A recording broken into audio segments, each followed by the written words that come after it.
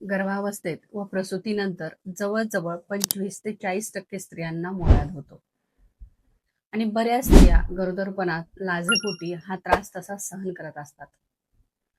मग गरोदरपणात मुळव्याध का होतो याविषयी बघूया.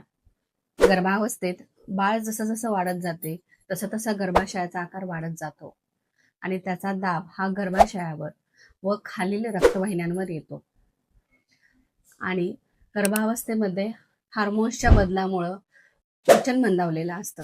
त्यामुळं वारंवार मलबद्धता म्हणजे कॉन्स्टिपेशन होतं आणि आयुर्वेदानुसार अपानवायू विकृत होण्याचा हा काळ आहे.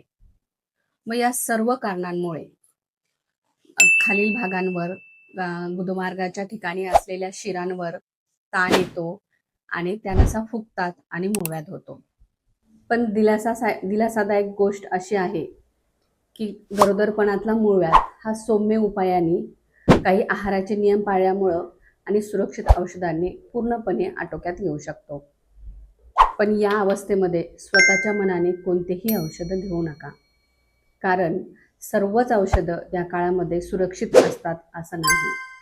त्यामुळं तज्ज्ञांच्या मार्गदर्शनाखाली योग्य आयुर्वेदिक उपचार पद्धतीचा वापर करून आपल्याला आई आणि बाळाला दोघांनाही सुरक्षित ठेवता येतं.